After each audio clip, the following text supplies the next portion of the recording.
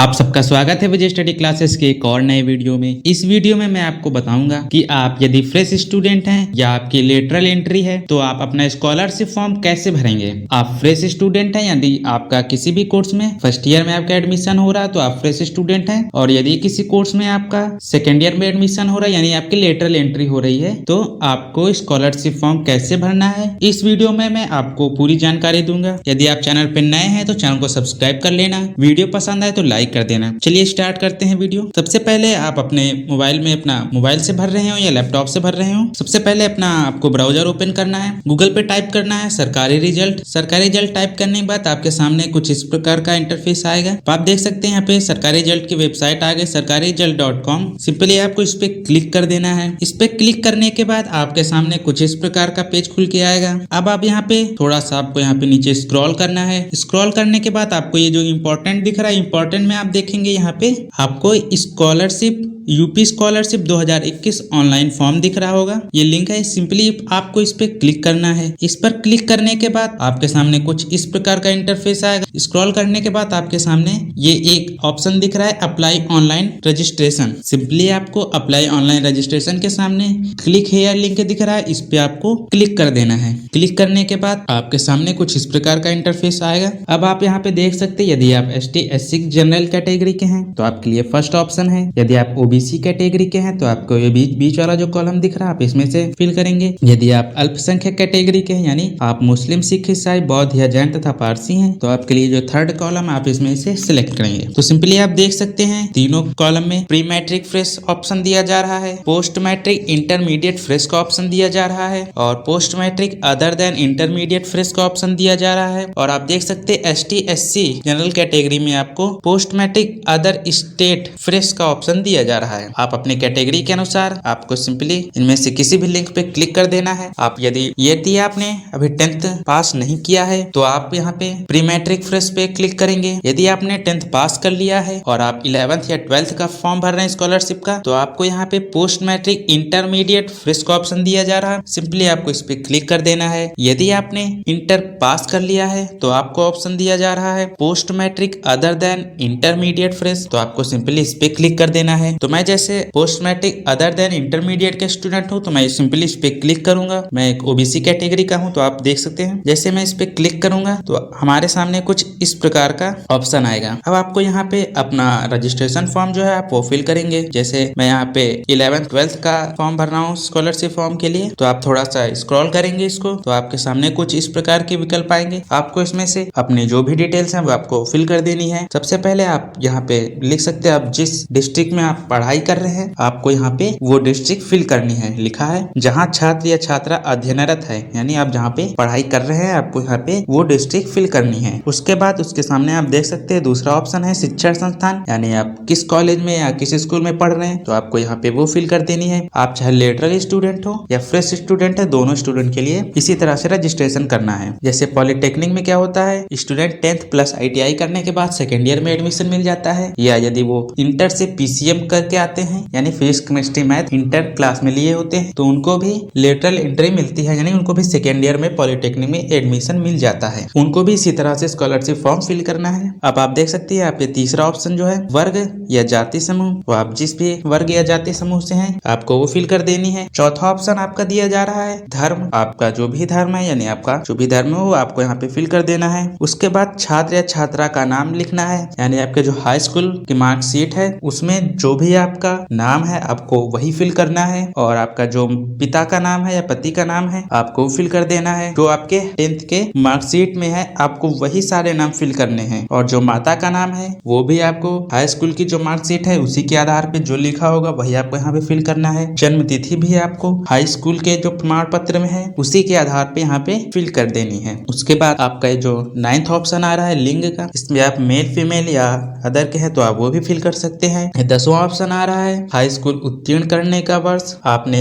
जिस वर्ष high school का एग्जाम पास किया है आपको वो फिल कर देनी है। उसके बाद आप थोड़ा सा नीचे स्क्रॉल करेंगे तो आपके सामने कुछ इस प्रकार के ऑप्शन आएंगे। अब आपको यहाँ पे 11वां ऑप्शन दिया जा रहा है हाई स्कूल बोर्ड। आपने किस बोर्ड से आपने हाई स्कूल यानी आपने 10th किस बोर्ड से पास किया है, CBSE, यूपी बोर्ड या आप किसी भी बोर्ड से पास किया, तो आपको यहाँ पे ऑप्शन दिए जाएंगे। इस पे क्लिक करना है, ऑप्शन आ जाएंगे, आपको वहाँ पे एक ऑप्शन सिलेक्ट कर लेना है। उसके बाद यहाँ पे 12th ऑप्शन दिया जा रहा है हाई स्कूल बोर्ड का अनुक्रमांक। सिंपली आपको हाई स्कूल का जो भी रोल नंबर था आपको यहाँ पे वो फिल कर देना है। उसके बाद आपको ये 13 ऑप्शन दिया जा रहा है विद्यालय या संस्था का नाम व पता, यानी आपने हाई स्कूल जिस स्कूल से किया है उसका नाम व पता आपको यहाँ पे फिल करना है। उसके बाद 14th ऑप्शन दिया जा रहा है आपको मोबाइल नंबर। इसमें वही मोबाइल नंबर आप फिल करेंगे जो कि आपके आधार कार्ड से लिंक होगा। आपने अपने आधार कार्ड में जो भी नंबर आपने अपना मोबाइल नंबर लिंक कराया है उसी मोबाइल नंबर को आप यहाँ पे फिल करेंगे। क्योंकि होता क्या है, जब आप स्कॉलरशिप फॉर्म फिल कर देते हैं उसके बाद वहां से आधार नंबर वेरिफिकेशन होता है। आपने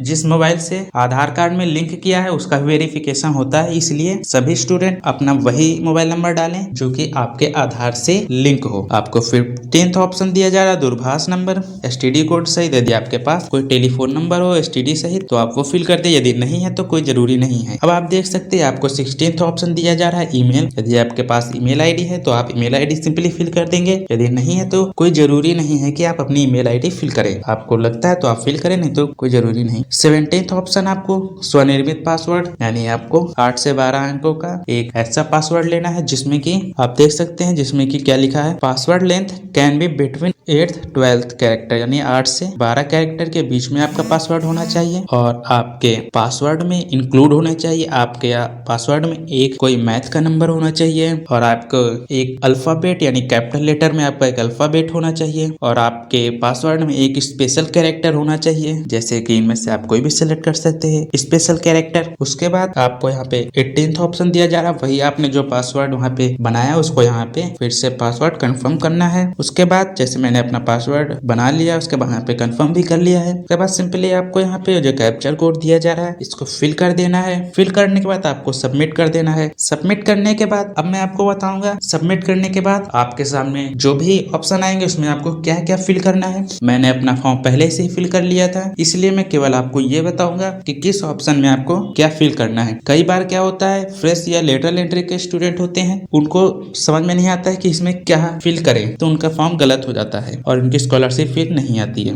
सिंपली जो चीजें होते हैं वो सभी स्टूडेंट भर लेते हैं, तो मैं आपको सिंपली चीजें कुछ बताऊंगा, बाकी जो आपको जिसमें डाउट होता है उन चीजों को मैं आपको डीपली से बताऊंगा। आपका जब यहाँ से सबमिट कर देते हैं फॉर्म तो आपको यहाँ पे एक रजिस्ट्रेशन फॉर्म मिलता है, और आपका जो पासवर्ड है इसको और आपको जो यहाँ से रजिस्ट्रेशन नंबर मिलेगा आपको किसी भी जगह पे उसको नोट कर लेना है। उसके बाद अब यहाँ पे आप देख सकते हैं ये आपका रजिस्ट्रेशन हो गया है। इसमें आपने जो भी पिछले भी रजिस्ट्रेशन करते समय डिटेल्स भरी वो सारी यहाँ पे आप देख सकते हैं सामने आ जाती हैं आपकी, जैसे कि रजिस्ट्रेशन संख्या आ गई, आपका नाम आ गया यहाँ पे, पिता या पति का भी नाम यहाँ पे आपका आता है, माता का नाम आता है, आप किस धर्म से हैं वो आपका धर्म यहाँ पे लिखा होता है, किस वर्ग से आप यानी आपकी जाति जो है वो किस कैटेगरी से आपको वो भी यहाँ पे लिखा होता है, आपकी डेट ऑफ बर्थ यहाँ पे लिखी होती है, आपका यहाँ पे जेंडर लिखा होता है, आपका मोबाइल नंबर भी यहाँ पे लिखा होता है आप देख सकते हैं, और जो आपका हाई स्कूल बोर्ड है यानी आपने हाई स्कूल किस बोर्ड से पास किया है वो भी आपका यहाँ पे लिखा होता है। आपका ने जो अभी रजिस्ट्रेशन फॉर्म में अपना हाई स्कूल बोर्ड का जो रोल नंबर लिखा था अनुक्रमांक वो भी यहाँ पे फिल होता है। आपने किस वर्ष में हाई स्कूल पास किया है वो भी यहाँ पे लिखा होता है, और आपने जिस स्कूल से हाई स्कूल पास किया है वो भी यहाँ पे लिखा होता है। क्योंकि अभी आपने यहाँ पे रजिस्ट्रेशन फॉर्म फिल करते समय ये सारी डिटेल्स भरी थी, इसलिए आपके सामने ये रजिस्ट्रेशन डिटेल्स आ गई। उसके बाद आपके सामने अब यहाँ पे आपको अपना शैक्षणिक विवरण भरना होता है। सिंपली आपके पाठ्यक्रम का नाम यानी आपने कौन से कोर्स में एडमिशन लिया उसको यहाँ पे फिल करना होता है। जैसे मैं एक पॉलिटेक्निक स्टूडेंट हूँ तो मैंने अपना फॉर्म फिल किया था, तो मैंने अपना पाठ्यक्रम लिखा था diploma engineering 3rd year group 4। ये आपको अपने कॉलेज या स्कूल आप जहाँ भी पढ़ते हैं वहां से पाठ्यक्रम का नाम आप पूछ लेना, तभी आप फिल करना, क्योंकि आप यदि गलत भरते तो आपके स्कॉलरशिप आने में बहुत समस्या आती है। उसके बाद आपका पाठ्यक्रम का ब्रांच, जैसे मैं पॉलिटेक्निक का स्टूडेंट तो डिप्लोमा इन इलेक्ट्रिकल मैंने लिखा है। और तीसरा ऑप्शन आता है पाठ्यक्रम का प्रकार, जैसे कि मैं प्राइवेट कॉलेज का स्टूडेंट हूँ इसलिए मैं स्ववित्त पोषित फिल किया है। यदि आप एडेड कॉलेज से हैं या गवर्नमेंट कॉलेज से है तो आपको यहाँ पे वो फिल करना होगा। आप देख सकते हैं आपके सामने चौथा ऑप्शन है कक्षा का वर्ष एवं अवधि, यानी आप इस बार जो कॉमा के बाद में आपको अंक दिख रहा है ये अंक आपको वो दर्शाता है कि आपका जो कोर्स है वो कितने कितनी अवधि का है, कितने ड्यूरेशन का है, आपको यहाँ पे वो दिखाता है। जैसे मैंने पॉलिटेक्निक में एडमिशन लिया है तो पॉलिटेक्निक 3 ईयर का कोर्स होता है, इसलिए लास्ट में 3 है। और इस बार मैं 3rd ईयर में गया हूँ, यानी इस बार मैंने 3rd ईयर में एडमिशन लिया है तो कॉमा के आगे 3rd ईयर लिखा है। यदि आप 1st ईयर में फ्रेश स्टूडेंट हैं तो सिंपली आपको क्या करना है, आपको यहाँ पे 1 लिखना है, 1 कॉमा जितने ईयर का वो कोर्स होता है आपको कॉमा के बाद वो अंक लिख देना है। फ्रेश स्टूडेंट यानी आपका 1st ईयर में एडमिशन हो रहा है तो आप 1 कॉमा जितने ईयर का कोर्स है आपको वो फिल कर देना है। आप लेटरल एंट्री ले रहे हैं तो आपको पता है लेटरल एंट्री में 2nd ईयर में एडमिशन मिलता है तो आपको यहाँ पे लिखना है 2 कॉमा जितने भी ईयर का आपका कोर्स है आपको वो फिल कर देना है। उसके बाद 5वां ऑप्शन है कि प्रवेश लेटरल एंट्री के आधार पर है, तो यदि आपका लेटरल एंट्री से एडमिशन है तो आप यस लिखेंगे, यदि नहीं, यदि आप फ्रेश स्टूडेंट ही नहीं। उसके बाद 6वां ऑप्शन है आवासीय या दिवा छात्र, यानी आप हॉस्टल में वहाँ पे कॉलेज के रहते हैं या आप अपने घर पे रहते हैं। जैसे मैंने हॉस्टल में नहीं लिया है, मैं अपने घर पे रहता हूँ तो मैंने दिवा छात्र लिखा है। यदि आप हॉस्टल में रहते हैं तो आपको आवासीय लिखना होगा। 7वां ऑप्शन आपका आ रहा है पाठ्यक्रम के प्रथम वर्ष में प्रवेश तिथि। आप चाहे फ्रेश स्टूडेंट हो या लेटरल स्टूडेंट हो तो आपने जिस भी डेट को एडमिशन अपना कराया है उस डेट को आपको यहाँ पे फिल कर देना है। आपने जिस भी डेट को अपना एडमिशन कराया है आपको यहाँ पे वो फिल कर देनी है, चाहे आप फ्रेश स्टूडेंट हो या आप लेटरल स्टूडेंट हैं। उसके बाद आपके सामने 8वां ऑप्शन आ रहा है पाठ्यक्रम के वर्तमान सत्र में प्रवेश तिथि। यदि आप फ्रेश स्टूडेंट हैं या लेटरल एंट्री के स्टूडेंट हैं तो आपको दोनों डेट सेम ही रहती हैं। 7वां ऑप्शन और 8वां ऑप्शन दोनों सेम ही होता है आपका, क्योंकि आप फ्रेश स्टूडेंट हैं। आप किसी भी कोर्स में प्रथम वर्ष में प्रवेश तिथि आपकी वही होती है जो आप वर्तमान सत्र में प्रवेश तिथि होती है, दोनों सेम ही होती है, आपको दोनों जगह वही फिल कर देनी है। और जो लेटरल स्टूडेंट होते हैं उनको भी दोनों डेट सेम ही फिल करनी होती है, क्योंकि उनका एडमिशन जिस भी डेट को हुआ है वो 8वें ऑप्शन में भी वही फिल करना होता है और जो पाठ्यक्रम के प्रथम वर्ष में प्रवेश तिथि होती है उसको भी वही फिल करनी होती है। यदि आपको इसमें किसी भी प्रकार का डाउट महसूस हो रहा है तो आप कमेंट करके पूछ सकते हैं, मैं आपका डाउट दूर कर दूंगा। 9th ऑप्शन यहाँ पे आपको विश्वविद्यालय या बोर्ड एफिलिएट एजेंसी में पंजीयन क्रमांक लिखना, यानी यहाँ पे आपको यदि इनरोलमेंट नंबर मिल गया हो तो आप अपना इनरोलमेंट नंबर यहाँ पे फिल कर देंगे। यदि इनरोलमेंट नंबर नहीं मिला है तो यहाँ पे कोई भी अंक आप फिल कर दें। उसके बाद जब करेक्शन डेट आए तो आप अपना करेक्शन उस समय आप कर सकते हैं इनरोलमेंट नंबर फिल करके। यदि आपको इनरोलमेंट नंबर नहीं मिला है तो आप यहाँ पे कोई भी अंक फिल कर देंगे। उसके बाद जब आपकी करेक्शन डेट आएगी स्कॉलर फॉर्म की तो आप वहाँ पे करेक्शन करके अपना इनरोलमेंट नंबर फिल कर देंगे, या आप अपने कॉलेज में इनरोलमेंट नंबर पता कर लें उसके बाद इसमें फिल कर दें। 10वां ऑप्शन है विश्वविद्यालय या बोर्ड एफिलिएट एजेंसी का नाम। जैसे मैं पॉलिटेक्निक का स्टूडेंट हूँ तो मैंने लिखा है UP board of technical education, यानी यूपीबीटी। आप जिस भी बोर्ड से है आपको यहाँ पे वो फिल कर देनी है। 11वां ऑप्शन है क्या आप व्यावसायिक पाठ्यक्रम में प्रवेश कक्षा 12 के अंकों या मेरिट के आधार पर हुआ है, तो यस, मैंने 12th पास किया है पीसीएम से, उसी के आधार पर मेरा ये लेटरल एंट्री है। यदि आपके ने 10th प्लस ITI करके लिखा किया है तो आपको यहाँ पे नो कर देना है। 12th पाठ्यक्रम की पात्रता मैंने इंटरमीडिएट लिखी है। उसके बाद 13वां ऑप्शन है वर्तमान पाठ्यक्रम में प्रवेश, क्या आपका इसमें से किसी भी एग्जाम देकर आपने क्लियर किया है तो आप यस करेंगे। यदि आपने इनमें से कोई भी एग्जाम क्लियर करके नहीं दिया है तो आप यहाँ पे नो कर लिखेंगे। उसके बाद 14th ऑप्शन है प्रवेश परीक्षा प्रकार, आपने जिस भी एग्जाम को क्लियर करके लेटरल एंट्री ली है तो आपको यहाँ पे वो फिल कर देनी। जैसे मैं पॉलिटेक्निक का स्टूडेंट हूँ तो मैंने जेईई कप की एग्जाम देकर मैंने लेटरल एंट्री ली है। उसके बाद आपको यहाँ पे 15th ऑप्शन दिख रहा है काउंसलिंग नंबर। काउंसलिंग नंबर में आपको अपना जो रोल नंबर था वो आपको फिल करना है। काउंसलिंग नंबर में आपको अपना वो रोल नंबर फिल करना है कि आपने किस एग्जाम को क्लियर करके लेटरल एंट्री ली है। जैसे मैंने जेईई कप का एग्जाम देकर मैंने लेटरल एंट्री ली है तो मैंने जेईई कप का जो रोल नंबर था वो यहाँ पे फिल किया है। आपका जो रोल नंबर होगा जेईई कप का, या आपने AKTU से UPSC का एग्जाम क्लियर करके लिया है तो आपको वो रोल नंबर यहाँ पे फिल करना होगा। लेटरल एंट्री के स्टूडेंट के लिए ये बता रहा हूँ मैं। उसके बाद 16th ऑप्शन है प्रवेश परीक्षा वर्ष, यानी आपने किस वर्ष ये एग्जाम पास करके लेटरल एंट्री ली है तो आपको यहाँ पे वो ईयर फिल कर देना होता है। उसके बाद प्रवेश परीक्षा में आपने की जो रैंक आई है कोर्स की आपको फिल कर देनी है। उसके बाद 18th ऑप्शन आ रहा है प्रवेश परीक्षा में प्राप्त कट ऑफ अंक, यानी आपके प्रवेश परीक्षा में कितने अंक प्राप्त हुए हैं आपको यहाँ पे वो फिल कर देना है। उसके बाद आपका दिख रहा है 19th ऑप्शन, जिसमें आपको फिल करना है विगत वर्षों के शैक्षिक योग्यता, यानी हाई स्कूल या उससे आपने अधिक जो भी एग्जाम क्लियर किए हैं आपको यहाँ पे वो फिल कर देना है। जैसे आपने हाई स्कूल पास कर लिया है, इंटरमीडिएट पास कर लिया है, या आप इससे भी अधिक कोई कोर्स कर लेते हैं तो आपको यहाँ पे वो सारी योग्यताएं आपको फिल कर देनी है। आपको यहाँ पे जिस भी आपकी जो भी योग्यता आपको यहाँ पे फिल कर देनी है। आपने किस वर्ष में उसका एग्जाम पास किया आपको यहाँ पे वो फिल कर देना है। उस एग्जाम का कितना पूर्णांक था, टोटल मार्क्स कितने थे, यानी कितने में से कितने लाने थे, टोटल मार्क्स कितने एग्जाम हुआ था, आपको पूर्णांक वो फिल कर देने हैं। आपने कितने अंक प्राप्त किए थे आपको यहाँ पे वो फिल कर देना है। उसके बाद कितना प्रतिशत आपका बना है एग्जाम में आपको यहाँ पे वो फिल कर देना है। आपने किस भी बोर्ड से एग्जाम पास किया आपको यहाँ पे वो फिल कर देना है। उसके बाद आपके सामने आपका एक निजी विवरण आएगा ऑप्शन, फिर लास्ट में सबमिट करने के बाद उसको, जैसे आपको यहाँ पे निजी विवरण ऑप्शन दिख रहा है तो आपका जो 20वां ऑप्शन है उपजाति, इसमें आपको अपनी उपजाति फिल करनी है। यदि आप यादव हैं तो आपको अहिर लिखना है, यदि आप कश्यप हैं तो आपको कहार लिखना है, यदि आप शुक्ला या मिश्रा हैं तो आपको यहाँ पे पंडित लिखना है। इसी प्रकार आप अपनी उपजाति फिल कर देंगे। मैंने आपको एक तरीका बताया कि आप समझ गए होंगे कि आपकी उपजाति क्या होती है। उसके बाद 21वां ऑप्शन आपका दिख रहा है आवासीय स्थायी पता, आपका जो भी स्थायी पता है आपको वो फिल कर देना है। उसके बाद आपका यहाँ पे पत्र व्यवहार का पता लिखना है, यानी आपका जो पोस्ट किस पते पे आपका आना होगा था वो आपको यहाँ पे फिल कर देना है, यानी आपकी अपने आप जिस जगह पे रहते हैं आपको अपना टोटल वही पता लिख देना है। यदि आप विकलांगता है तो आपको फिल कर देना, यदि नहीं है तो कोई जरूरी नहीं। उसके बाद जाति एवं आय विवरण, आपको अपना जाति प्रमाण पत्र, आय प्रमाण पत्र आपका जो भी है आपको सिंपली वो इसमें फिल कर देनी है। 25 ऑप्शन आपका जाति प्रमाण पत्र क्रमांक, आपको अपना जाति प्रमाण पत्र का क्रमांक फिल कर देना है। उसके बाद 26 ऑप्शन है आपने अपना जाति प्रमाण पत्र किस तिथि को आपका जाति प्रमाण पत्र जारी हुआ था वो आपको डेट फिल कर देनी है यहाँ पे। उसके बाद 27 का ऑप्शन है जाति प्रमाण पत्र आवेदन फॉर्म संख्या, यानी आपको जो जाति प्रमाण पत्र है उसके जो रजिस्ट्रेशन संख्या होगी वो आपको यहाँ पे फिल कर देनी है 27 ऑप्शन में। उसके बाद 28 ऑप्शन है, इसमें आपकी जो परिवार की वार्षिक आय होती है सभी स्रोतों से वो आपको यहाँ पे वार्षिक आय अपनी फिल कर देनी होती है।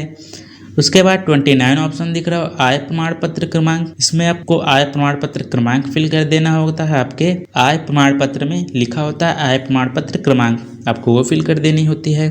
उसके बाद 30 ऑप्शन है जिस डेट को आपका आय प्रमाण पत्र जारी हुआ था आपको वो डेट यहाँ पे फिल कर देनी है।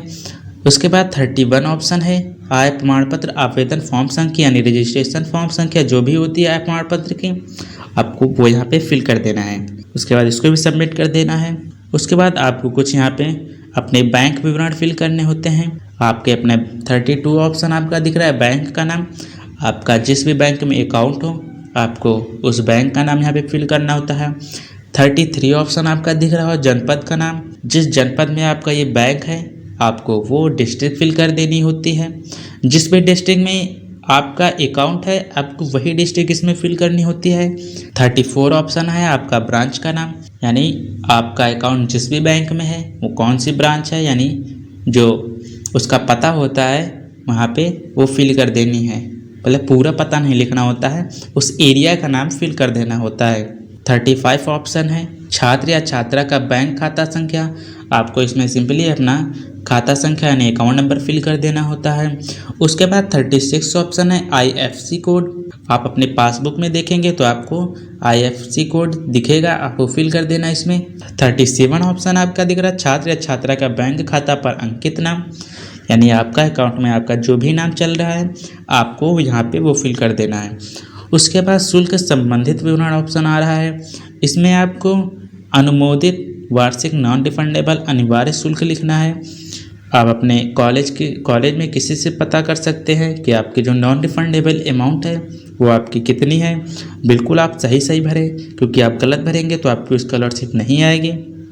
गत वर्ष का विवरण, यानी इसमें आपको वो फिल कर देना है सभी चीज़ें, आपके जो पिछले साल आपने कौन से एग्ज़ाम पास किए हैं या क्वालिफाई किए आप जो भी समझ सकते हैं वो आपको यहाँ पे वो सारे डिटेल्स फिल कर देनी होती हैं।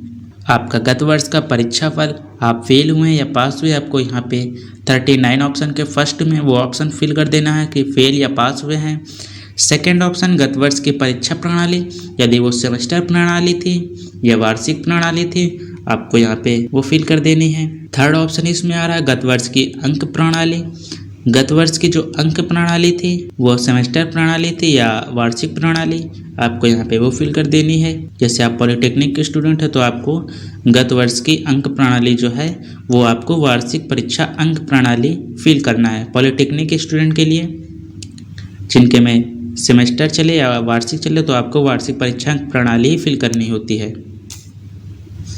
उसके बाद फोर्थ ऑप्शन आपका आ रहा है संस्था द्वारा अंकित पूर्णांक। ये आपको फिल करने की आवश्यकता नहीं पड़ती है, ये अपने आप यहाँ पे फिल हुआ होता है। उसके बाद फिफ्थ ऑप्शन आ रहा है गत वर्ष का पूर्णांक। आपने पिछली बार जो भी एग्जाम पास किया है उसका यहाँ पे पूर्ण अंक फिल करना होता है। उसके बाद सिक्स्थ ऑप्शन आपका आ रहा है गत वर्ष का प्राप्तांक।